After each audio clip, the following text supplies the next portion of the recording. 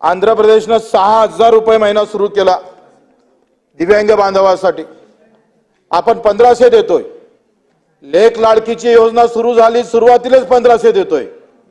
आणि दिव्यांगाची योजना 70 वर्षापासून सुरू झाली, त्याला फक्त 1,500 देतोय. अध्यक्ष महोदय, सुरुवातीला लेख लाडकीला जर तुम्ही 1,500 देत असाल तर दिव्यांगाच्या आपण किमान 6,000 रुपये महिना जर आंध्र प्रदेश देत असाल तर आपण दादा 3-4 हजार रुपये महिना द्यायला काय हरकत आहे?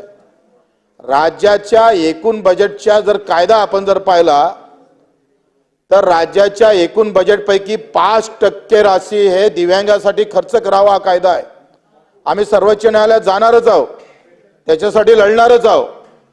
जर आपण जर 5% जर पाहिलं अध्यक्ष महोदय तर किमान आम्ही पाहतोय 25,000 कोटी रुपये दरवर्षी बजेटमधून आमच्या दिव्यांगाला दिलं पाहिजे. आपण 1,000 कोटीच्या वरती देत नाही अध्यक्ष महोदय. 1,000 कोटीच्या वरती आपला आकडा जात नाहीये. मग ते काँग्रेसचं सरकार असू दे का भाजपचं असू दे, तुम्ही दिव्यांगासाठी काय नवीन केलंय? अध्यक्ष महोदय, आपण या बाबतीत निर्णय घेणं आम्हाला, जर कायदा जर अस्तित्वात असेल तर 5% निधी त्या दिव्यांगाला जात का नाही? काय घोडं मारतंय? कोण तिथं आळवं येतं? अध्यक्ष महोदय, आपण दिव्यांगाचा विचार केला अध्यक्ष महोदय तर साध्या खेळाडूमध्ये सुद्धा अध्यक्ष महोदय माझ्याकडे जे माहिती आहे अध्यक्ष महोदय, यामध्ये जर आपण जर विचार केला तर जे इतर खेळाडू आहे अध्यक्ष महोदय, त्या इतर खेळाडूला आपण 1 कोटी देतो सुवर्ण पदक आणलं तर, आणि दिव्यांगाला 30 लाख देतोय. कोण हे अफजल खानाच्या विचाराचं आहे? त्याला आळवं घेतलं पाहिजे का नाही?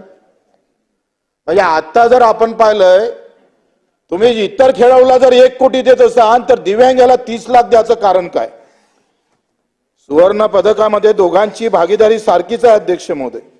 दोघांची मेहनत सारखी आहे, उलट दिव्यांगाची मेहनत अधिक जास्त आहे. आणि मग अधिक जास्त असताना सुद्धा अध्यक्ष महोदय आपण असा दुजाभाव काश्य पदकासाठी तेच आपण करतोय. म्हणजे मला दादा हे समजत नाही की अशा प्रकारची हिम्मत या प्रशासनातले अधिकारी करते कसे याचंच नवल वाटतंय. अशी विषमता. तुम्ही जर चांगल्या माणसानं सुवर्ण पदक आणलं तर त्याला 1 कोटी देणार, आणि दिव्यांगांना आणलं तर तुम्ही त्याला 30 लाख देणार. म्हणजे आता जे योजना आता आपण प्रस्तावित केली, आता जे योजना आहे याच्यामध्ये सुद्धा आपण असंच करतोय का? इकडे 30 लाख देतो आणि याला 3 लाख देतो दिव्यांगाला. तर मला वाटतं दादा आपल्याकडून ह्या अपेक्षा आहे का या बाबतीत आपण कुठंतरी एक वेगळा निर्णय, अशा पद्धतीची समानता, आपण विषमतेचं बीज मला वाटतं पेरू नये. अध्यक्ष महोदय, सर्वसाधारण खेळाडूसाठी आपण 5 लाख देण्यात आले म्हणजे परीक्षा पूर्व तयारीसाठी, आणि दिव्यांगासाठी 2च लाख देतोय.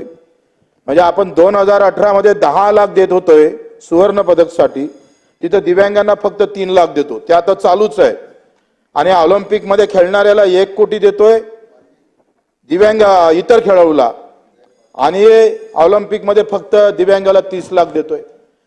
रौप्य पदक मध्ये 7 लाख देतो इतरांना, आणि दिव्यांगाला रौप्य आणलं त्यानं तर त्याला देतो 2 लाख.